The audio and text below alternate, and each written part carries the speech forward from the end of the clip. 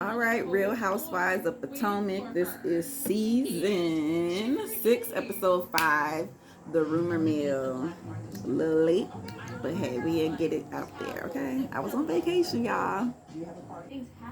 All right, so we start off with Ashley. She is home. She got the baby. The baby is well. The baby is cute and tiny and looks just like his brother and his daddy and her all mixed up in one little bundle.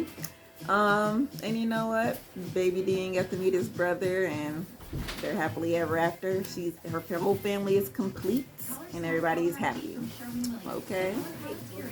Then we got Mia, and she's on a picnic with her family, just to have some family time. Because remember, she kind of works too much, and her kids just kind of want her to just be at home a little bit more, so they can help them with homework or take them to practice, those type of things.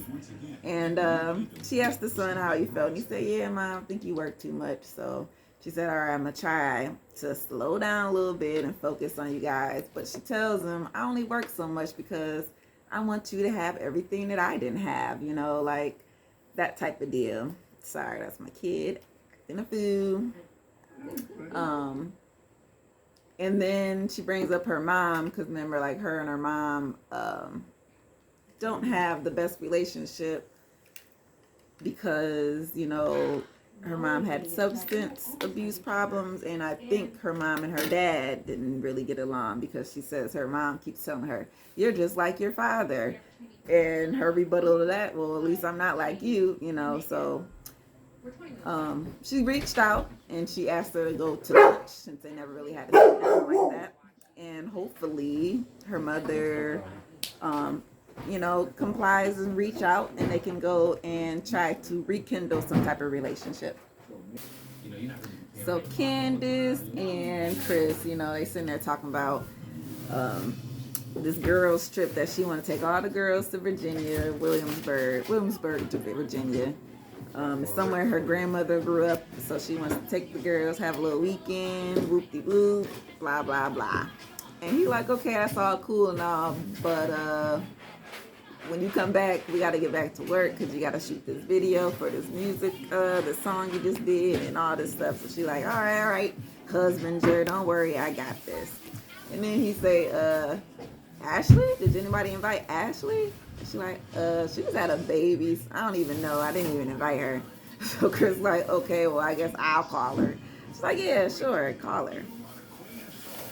In the confessional, because Giselle, she's talking to Ashley. And in the confessional, she's like, Candace says, "I just kind of forgot about Ashley. Like, I don't even know. Maybe my head wrap was too tight. Something, but she wasn't on the list. My bad. I don't know if it had to do with her being pregnant or not, or if she just still got beef. We'll figure that out later." Because Giselle's like, "Yeah, I'm going to tell you, you can come. You my plus one. I'm going to invite you since she forgot. And you want to show up or not?" She just had the baby, so who knows? She might make it, she might not. If she get a babysitter, she do got a babysitter. Who just actually popped up while her and Giselle was talking. So little baby Dean came home from school. Little baby got to meet Giselle. Took a shit on Giselle. I think all her babies had took a poop at some point on the TV when they meet somebody. But that's just what they do, right? And they talk about Mia, how she apologized to Giselle for being all rude with those text messages and things. Which it was technically, it was going at Giselle, but Robin was the one who was talking, So then they bring up, Wendy, like, she got these new boobs and this new butt, and she just is just telling everybody, showing everybody, like, she can't help it, like, what is going on? Is she doing this because of this rumor? So rumor has it on the blogs that Eddie was cheating. He might have had a side baby, who knows? So Giselle's like, well, maybe this is why she's trying to upgrade herself to keep her man. I don't know. Side note, they did talk about the pregnancy and the birth. Ashley, instead of ripping her to her booty hole like last time, she shit on herself this time. I actually saw this one girl who gave birth. she did poop on the table. It is what it is. It happens. Giselle said it happened to her. It did not happen to me. And I did not have no rip to my booty hole. No. Okay? So, things was, well, it was like I had a little tear on the inside, you know. But I didn't need no stitches, so it wasn't even that big. So, okay? Anywho, Giselle's like, yeah, we're going to figure this out. Like, I might bring it up, might not, I don't know. But we're going to figure this out and see what's going on with this new Wendy. Because she is something new. Zen Wen, what's going on? Woo, woo, woo. Zen Wen and Eddie. You know, they just talking. Well, actually, she's trying to get some work done, which I thought she quit the professor job, but as we see it, as of yet, no, she has not. She's trying to, I guess, you know, it's virtual learning, so I think she was trying to record a lesson, but the kids was running around the background, so she had to, like, fight to keep them back and, you know, lock them out and things like that. But once she was done, her and Eddie got to talk. And she kind of explained this new body and all this stuff, you know, because she's like, I like to be a little sexy sometimes and show a little some, and I listen to rap and gangster music and I cuss. So can I just be a professor and be a commentator? Like, why do I have to put up this image that's, you know, kind of fake in a way? And I'm like, girl, that's what people do all the time. We know everybody on the goddamn TV is not squeaky clean. They go home and they do a whole bunch of crap. When they go to work, they put on the suit, they put on the makeup, and we go to work. Like, everybody does it, right? And I think that's her struggle. She's struggling between, like, showing her real self versus being some uppity bitch. Let's just put it that way. So Eddie's like, I mean, oh, that's fine, but what about you in these jobs? Like, you trying to, you got the commentary, you got the professorship, now you got these candles. Are you still working on these candles? Did you figure out the name? You got your mission statement? Do you know your brand? Who's your market? And she's like, I need this.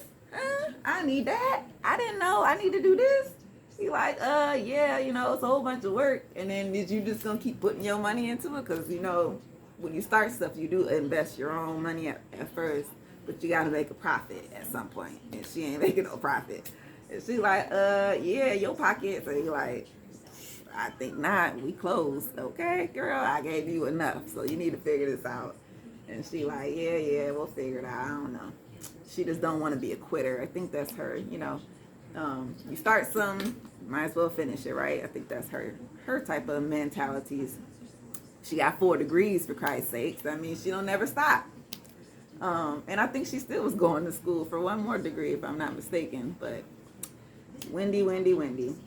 So the Siamese twins, you know, they finally meet up with Mia all by herself. No Karen, no nobody. And they just kind of want to ask her, like, let's get the breakdown. Like, who is Mia? Where are you from? You said you was born in, I think, Minneapolis or something. So how you end up here in Baltimore? And basically she explains, like, she been told us, she just never told them, that she was a foster kid. Her mom was, you know, in and out of the drug life and things of that nature. She's clean now, but back then she just wasn't right. Her daddy at some point was a little abusive and he wasn't right neither. So what an incident happened, got cut up in the midst of her father fighting her stepmom or whoever, and CPS or whoever came and got her. It happens, you know, people see a bruise and they say, oh no, we don't know what's happening. They done took the girl and she done been in and out the system, and pretty much in her travels she ended up where she at now. Instead of her being like her parents, she went to school and look where she at now, you know, or went to school, went to stripping, did a whole bunch of stuff, but she met her man, and she good now, right? Then, you know, they kind of get an understanding of where she's coming from, and they kind of just let her know, like, that boss mentality, that I'm a boss and y'all beneath me attitude, just kind of threw them off, you know. They like, can you bring it down just a couple notches? Like, technically, I think with Giselle, in her mind, we're all bosses, but she's not. but let's let her have it. So why you gotta act like you up here? Bring it down to our level. Even though Mia's like, sure, I know I'm a little extra sometimes, but I'll try to be nice. Like, that's how she be talking, But she evil. Well, she ain't evil, but you know what I'm saying? She's shady on the side. So, does Robin and Giselle, do they like her? At this point, yes. But later, we just don't know.